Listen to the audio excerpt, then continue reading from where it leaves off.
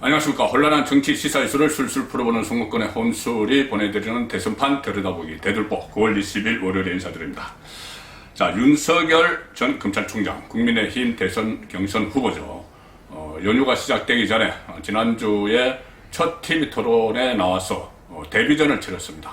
그런데 어제 연휴 기간에 추석 연휴 기간에 예능 프로그램에 나왔죠. 예능 프로그램에 나와서 상당한 관심을 모았습니다.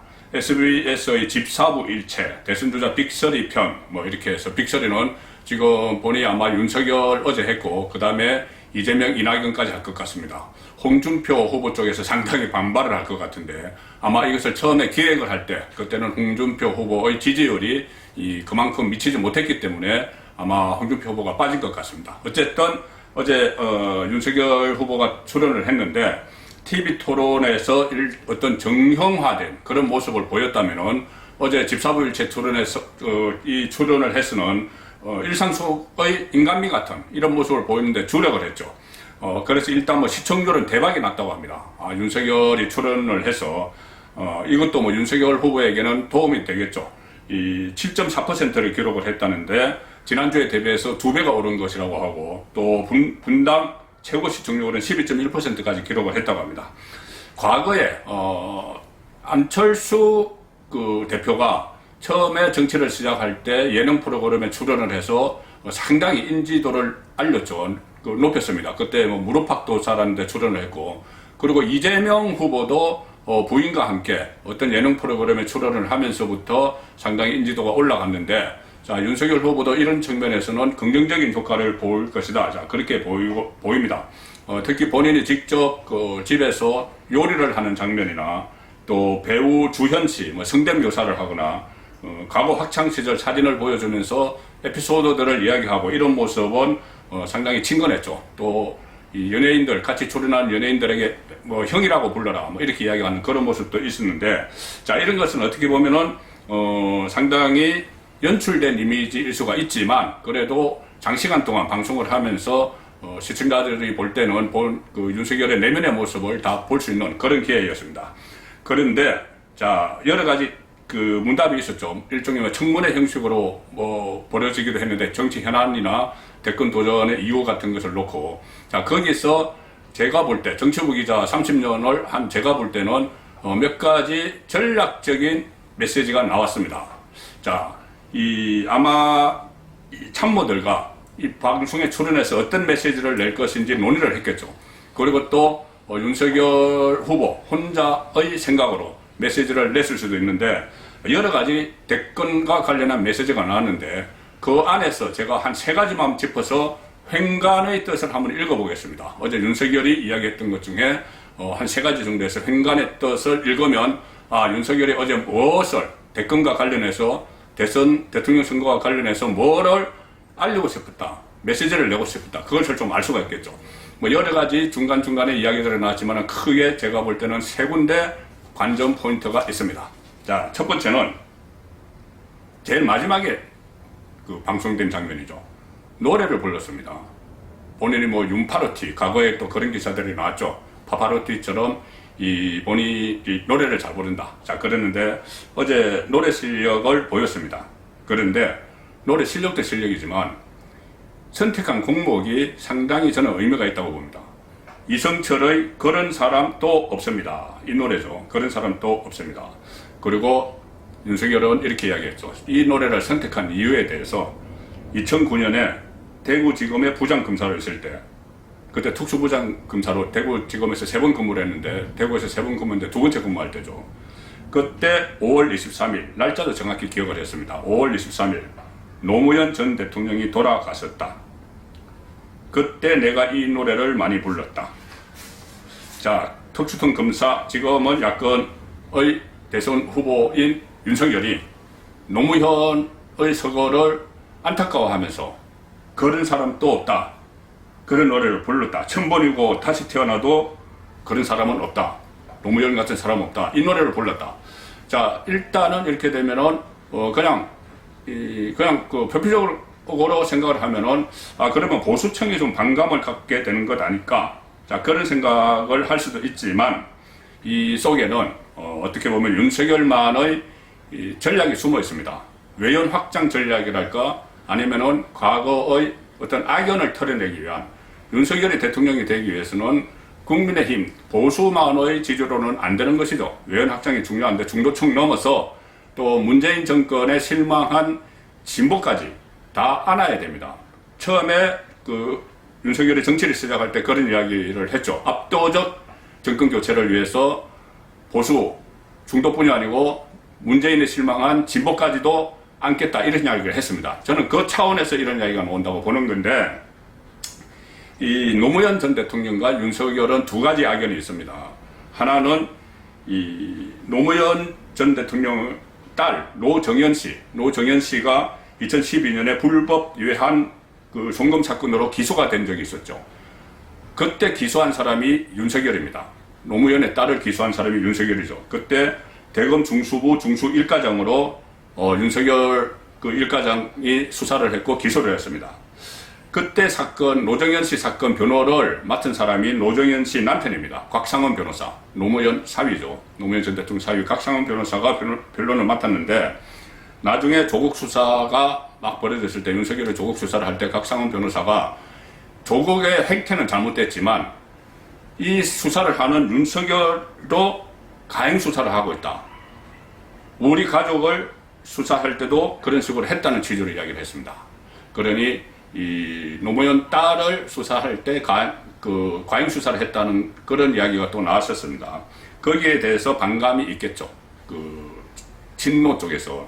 그리고 또 하나는 윤석열 그 후보가 노무현 정부 때 노무현 정권의 실세 안희정 전 충남도지사 그리고 그 노무현의 후원자 강검원 전 창신섬유회장을 뇌물수수 혐의로 구속을 시킨 적이 있죠.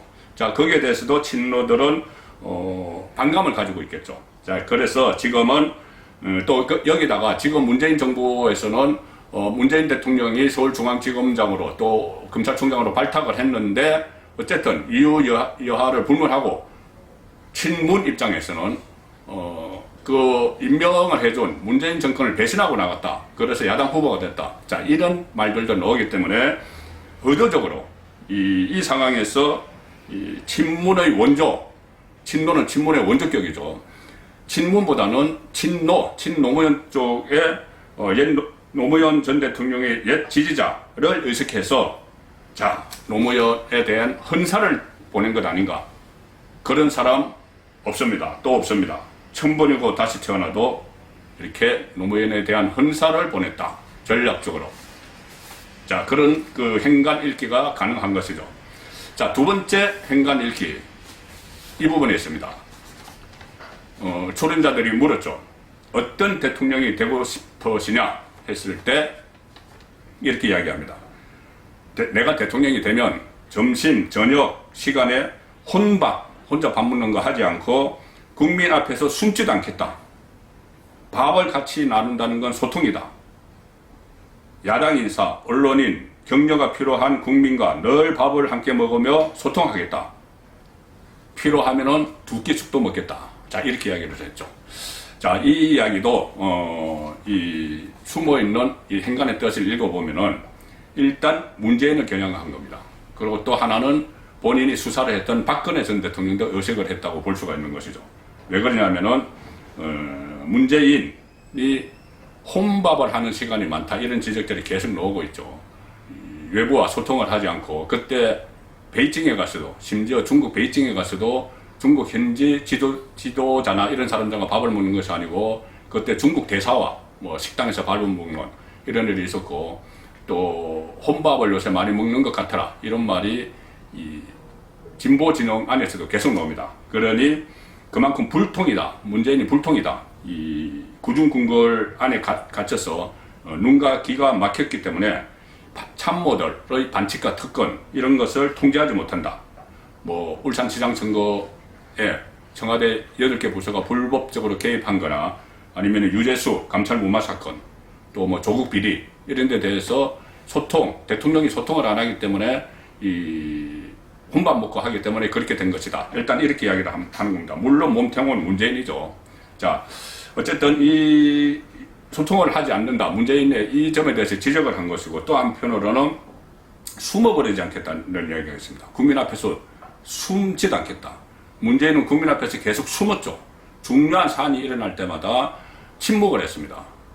이 조국 사태 때도 그랬고, 추미애 윤석열 갈등 때도 그랬고, 북한에서 본인에 대해서 거의 욕설에 가까운 비판을 하는데도 침묵을 하고 숨어버렸습니다.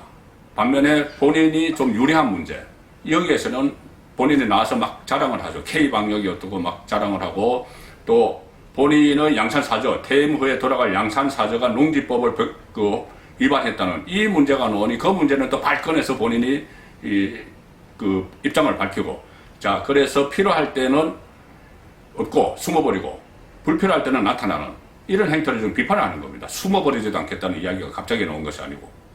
또 하나는, 자, 박근혜 전 대통령 자신이 수사를 했죠.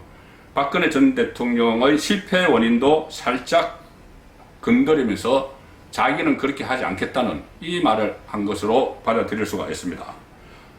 박근혜 전 대통령이 주변, 특히 최순실 게이트의 수사팀장이었죠, 윤석열이. 최순실을 수사하면서 보니 박근혜 전 대통령이 주로 관저에 머물면서 많은 사람과 소통을 하면서 식사하고 이렇게 하지 않고 주로 휴일 되면 최순실과 어울리고 이런 것들을 본인이 다 수사를 했었죠. 그렇기 때문에 그것을 연상시키면서 이런 이야기를 했다. 혼밥 먹지 않겠다. 대통령, 야당 인사, 언론인, 격려가 필요한 국민과 늘 밥을 먹으며 소통하겠다. 이런 말을 한 것이 그냥 일반적으로 하는 것이 아니고 이런 여러 가지 함축적인 의미가 있다. 자, 저는 그렇게 받아들이는 것입니다. 최순실 같이 일부만 만나는 바람에 박근혜 전 대통령이 이 주변의 전행 같은 것을, 국정 개입 같은 것을 차단하지 못했다는 점을 은근히 지적을 한 것이다. 자, 그리고 세 번째 이 행간에 떠들기. 자, 이 부분입니다. 윤석열 전 총장이 사실 대선 후보까지 이렇게 올라서게 된 것은 추미애 전 법무부 장관과 1년 동안 거의 전쟁을 치렀기 때문에 이렇게 된 것이죠. 자, 그래서 패널들이 어제 물었죠. 나에게 추미애란? 이렇게 물었는데 의도적으로 말끝을 흐립니다. 저는 이 말끝 흐린 게 의도적이라고 봅니다. 무슨 말을 해도 여기서는 본인에게 불리합니다. 추미애에 대해서 막 비판을 해도 그렇고 이 상황에서 말끝을 흐리면서 일단 무시 전략으로 가는 거죠. 그래서 추미애 장관 시절에 스트레스 많이 받지 않았나 이렇게 물었을 때 이렇게 대답을 했죠. 아니, 스트레스 받을 일이 뭐가 있겠나. 자, 이렇게 이야기하고 그 다음부터 예능으로 넘어갔습니다. 거짓말 탐지기 동원해서 삐삐 올리고 예능으로 넘어갔는데 그건 이제 예능 분야의 몫이고, 스트레스 받을 일이 없었다 이렇게 이야기하는 것은 계산된 반응이죠. 이것도 계산된 반응입니다. 최근에 홍준표 후보가 윤석열을 공격하는 포인트 중에 하나가, 아니, 윤석열이 한 게 뭐가 있느냐. 겨우 추미애하고 싸우다가 이렇게 얻어맞으니 지지율이 올라가고 대통령 후보 된 거 아니냐. 그거 밖에 뭐 한 게 있느냐. 이런 식으로 이야기를 합니다. 민주당 대선 주자들도 그런 이야기를 하죠. 또 추미애 전 장관도 대선 후보인데 추미애는 羹 잡는 매 이렇게 하면서 나는 윤석열을 잡으러 왔다. 그러면은 자칫하면은 윤석열은 야권 후보 지지율 1인데 지지율 민주당 지지율 3, 4위에 있는 추미애와 대척점에 서버리게 됩니다. 여기에 계속 반응을 하면은. 그래서 일부러 추미애를 무시하는 그런 전략을 택한 것이죠. 그래서 스트레스 받을 일이 뭐 있냐. 이것은 추미애 프레임 틀기. 자, 이렇게 해석을 할 수 있습니다. 제가 한 세 가지 정도 제가 나름대로 정치적 측면에서 느낀 점을 말씀을 드렸는데, 자, 지금 반대파에서는 이 프로그램이 끝나고 나서 악평을 합니다. 이렇게 이야기합니다. 윤석열의 첫 예능 나들이는 김치찌개와 달걀말이만 남았다. 요리를 직접 했죠. 김치찌개, 달걀말이. 그러니까 알맹이는 없다. 그냥 예능이다. 윤석열의 대통령감으로 뭔가 보여주지 못했다. 이렇게 혹평을 하는 것이죠. 그런데 중국권의 혼술의 판단으로는 윤석열의 대중성을 충분히 과시를 했고, 또 치밀한 전략을 짜고 예능 프로그램에 임했다. 그렇게 평가를 합니다. 자, 가장 핵심적인 부분 중에 또 하나 이게 있습니다. 어제 프로그램에 부인 김건희 씨가 전혀 등장하지 않았습니다. 집에까지 가서 주방을 공개하고 애완견들과 같이 노는 모습도 보이고 옛 사진첩도 보이고 다 이렇게 했는데 김건희 씨가 나타나지 않았죠. 아마